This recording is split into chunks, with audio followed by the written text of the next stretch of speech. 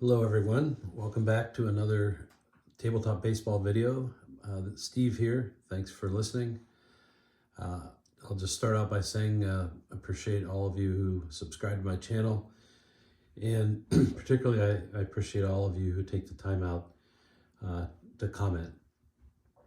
Tonight I'm going to do a little bit of a different video. First of all, I'm recording at night. I almost always record it early in the morning before my wife is out of bed, but this evening she's actually gone to bed early because of some kind of virus similar to the flu. I just got done watching a replay of Game 6 of the 1986 World Series, and I've had an idea for this particular video for a bit. What I'm going to talk about is some Excel-based dice rollers that I've put together, and some related helpers that I've put together. And these are not uncommon. People, I think, more and more are using electronic dice rollers, whether it be on their iPads or on their iPhones or in Excel. I really do like to roll dice, but my desk where I play games, when I do play, the space is kind of tight, and so anything I can do to free up some of the desk space, I do that. So a while back I started down the path of creating these dice rollers. In the upper left hand corner of this one you can see I've got three dice going here, and the reason for doing this one is that this is for the Sports Illustrated baseball game, but also for the football game, which is why you have the red and green die down below. But the Sports Illustrated dice were unique in the sense that they provided, when you read them accordingly, they provided a 10 to 39 number, if you will. The black die is kind of the tens digit, and the two white die are summed up to give you the ones digit. And more than that, the black die had 3 threes on it, 2 twos, and a 1. And the white die were kind of unique as well. And so there was very uneven probabilities for those numbers between 10 and 39. So I think some of the dice rolls up in the 30s had 18 chances out of 216 of 18 chances of occurring. On the other hand, the dice roll using these die of 19 could occur only once out of 216. So just kind of added some interesting flavor to that particular game, SI Baseball. So the way these dice rollers work is there's a formula, and it's a pretty straightforward formula. It's the RANDBETWEEN function, RANDBETWEEN, and you probably can't see it there. Maybe you can, but you basically put the starting number inside the parentheses, put a comma, and then the ending number, and close the parentheses. So this RANDBETWEEN 1,6 gives you the equivalent of a 6-sided dice. Because these dice were not similar to typical D6s, I actually had to create a lookup table here for the black die, the first white die, and the second white die, and those are two different, and also the reds and greens.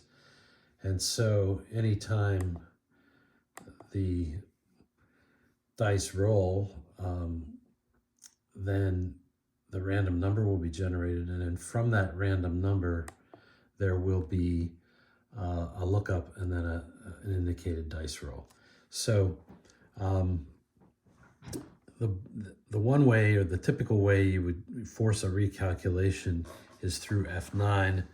On my new computer, I have to press function F9, which is a little bit of an annoyance. But anytime you do that, the random numbers will recalculate. The other way is you can just put the cursor on a blank cell like I have here and hit the delete button, and that triggers a recalculation. And SI baseball oftentimes requires 2 rolls to resolve the play, so I've done both rolls at the same time.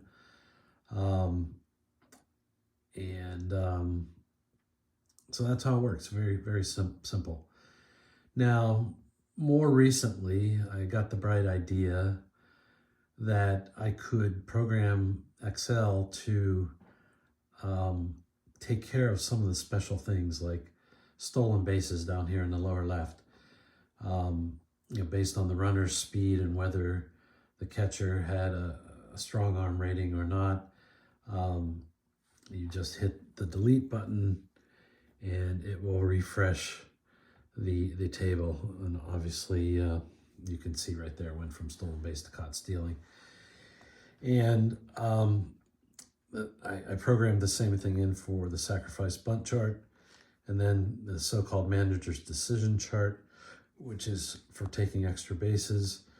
There's a special play chart for wild pitches and pass balls and so on. That's called the X chart in SI. And I programmed that in there. And then more recently, I've seen people come up with charts to indicate which fielder fielded a particular type of out, where SI really didn't indicate that as part of the regular game. So if it was a ground ball, this would tell you that if it was a left-hand batter, the catcher fielded it, the right-hand batter, the catcher fielded it.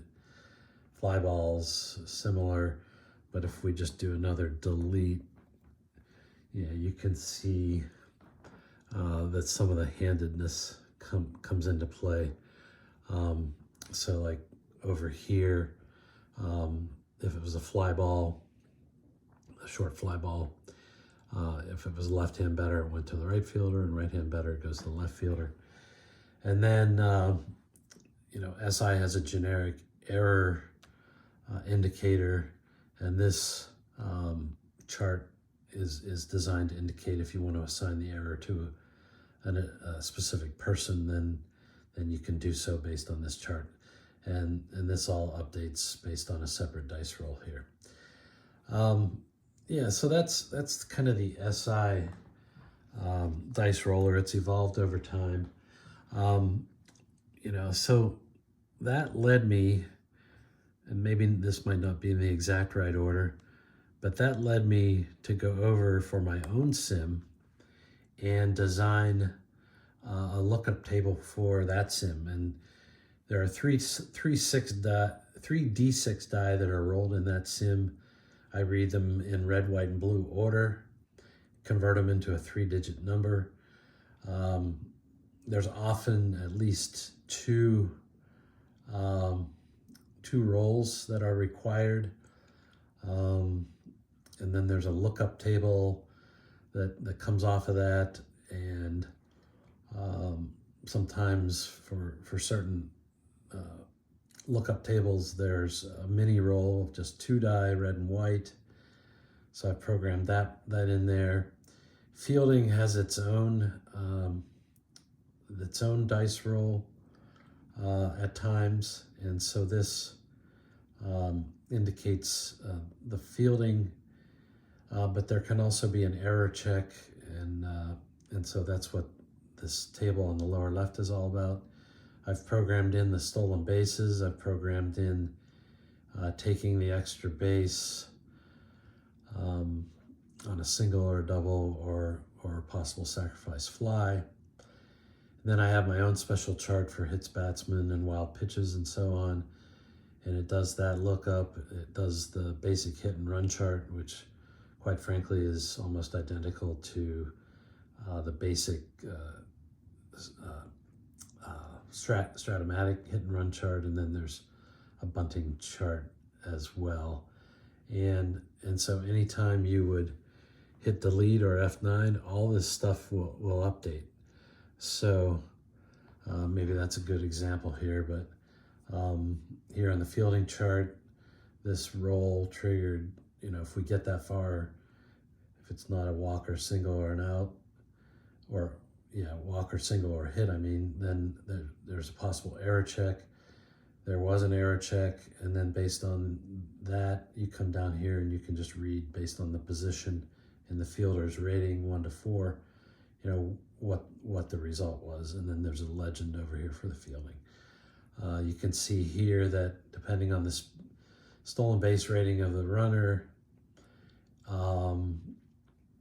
and the arm rating of the catcher, it determines whether or not there will be a stolen base or not, things like that. So I did that for my own sim. I am considering actually starting to do a project with that sim, and I think it will be very important to have this helper to do that sim. One thing I wanted to point out, I should have pointed out sooner, is that in order to do these lookup tables, you have to do a couple things. And one is you have to actually literally type in every cell in the chart and the result, the corresponding result. And so that's a very tedious amount of work, but hopefully it pays off in the long run. And but it's a really a lot of work. So just to keep things moving here, more recently I got involved with a game from the 70s called Long Ball, and it has a very complex set of charts, play result charts, which look a lot like the apba charts.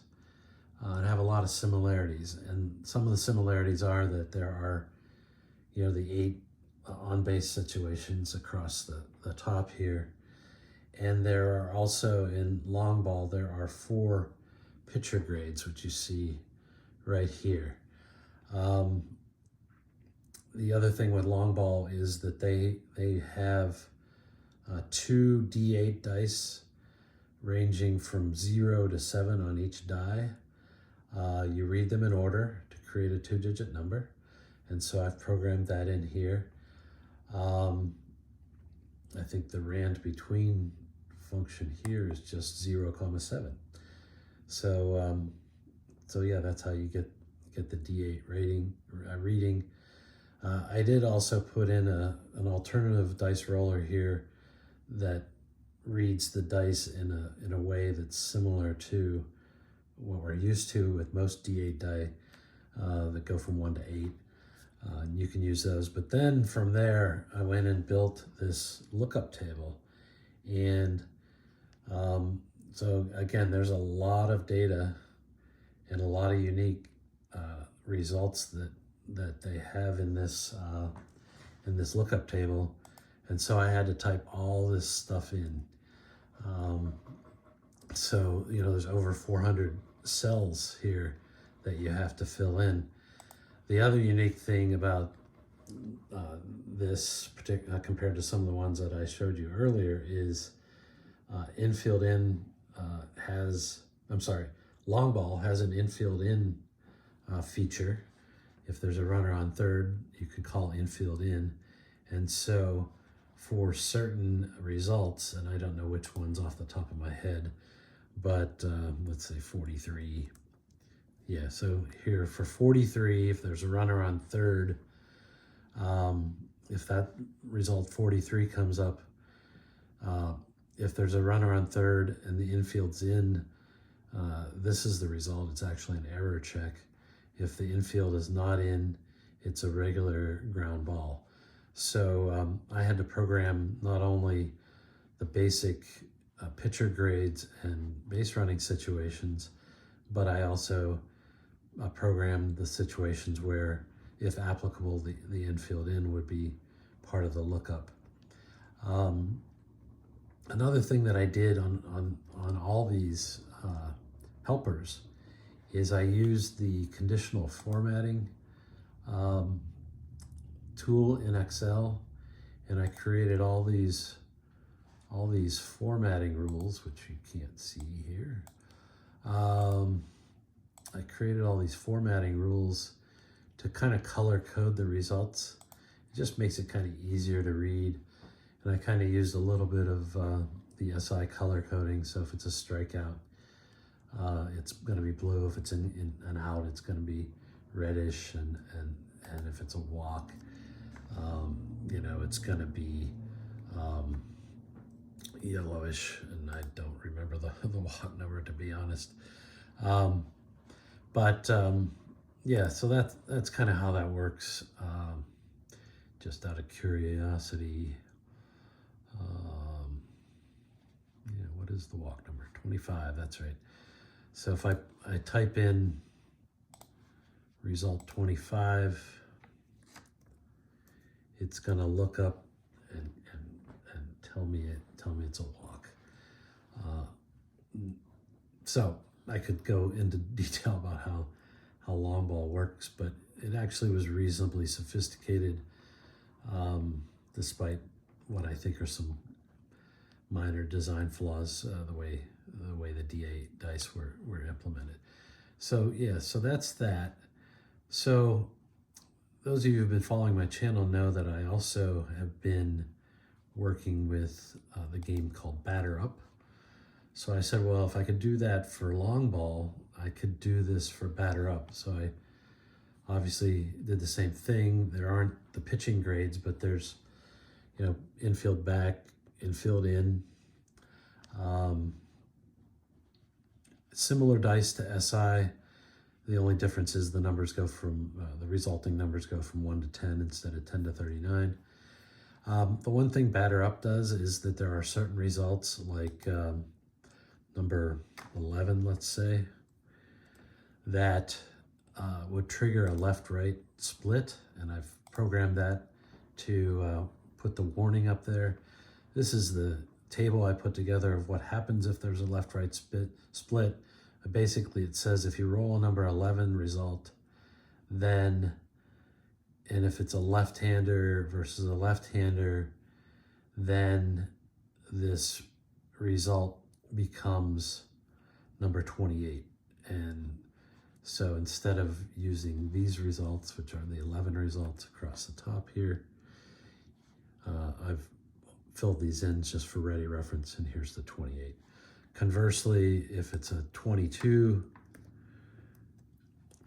and it's a left-hand pitcher against a right-hand batter, then the result becomes a number 12, which is here. So basically an out would go to a hit. And that's how they implement splits. And I really think for Batter Up, this is a very useful tool to keep the game moving.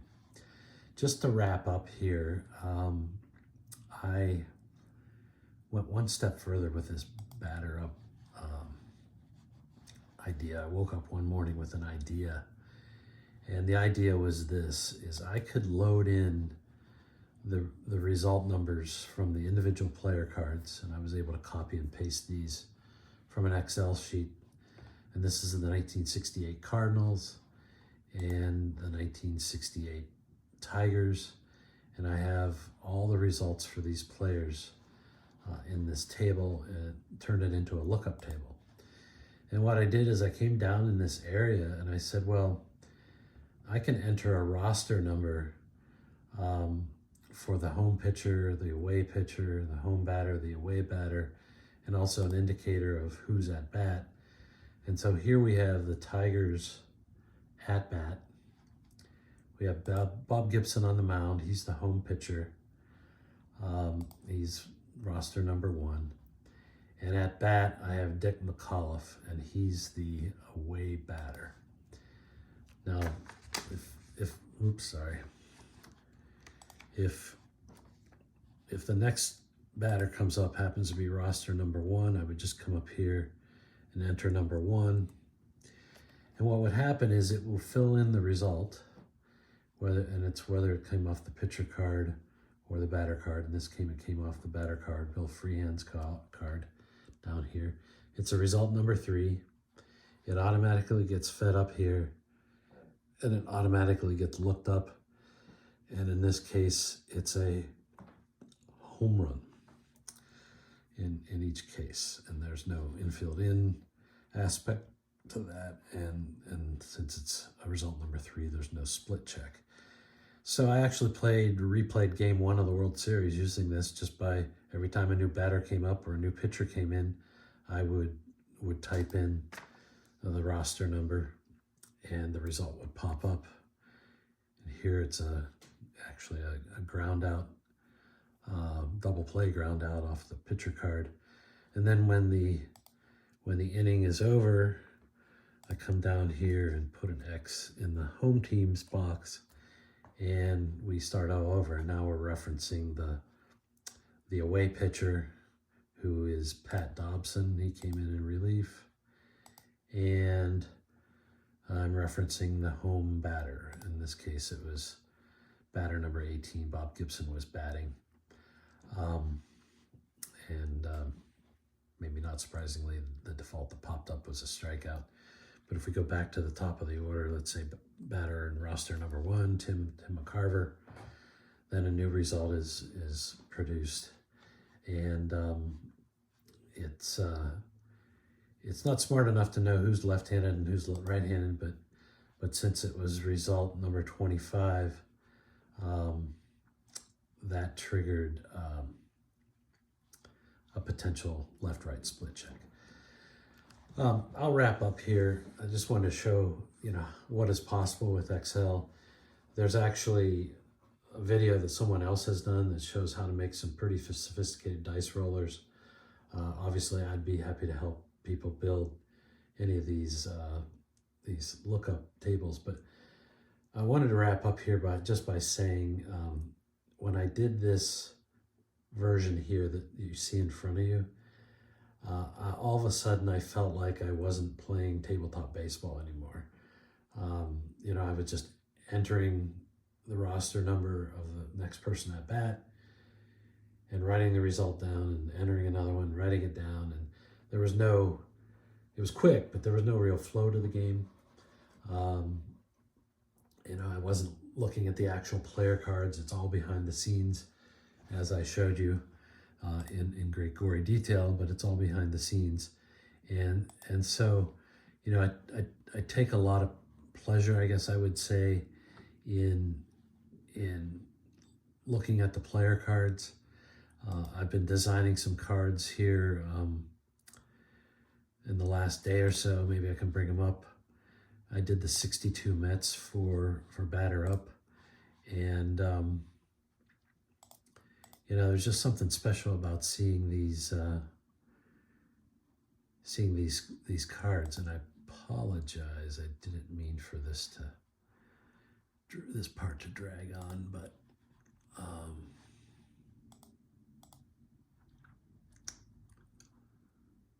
I have somehow lost the 62 Mets. Here, I'll just show you the Detroit Tigers, just to show you what these cards look like. I think there's just something special about seeing these cards, and whether you physically roll the dice or not, but reading the results off the cards to see what happens. Now, as it relates to lookups for for the result numbers, that is less appealing to me, especially if your desktop space is limited, and so sometimes these helpers can be useful. Each person has to decide what is best for them. Obviously, I'm an Excel junkie, so I couldn't help myself from going down this path. We'll see to what extent I use these in the future. Thanks for listening. If you got this far, appreciate it, and appreciate the support of the channel. Take care. Bye.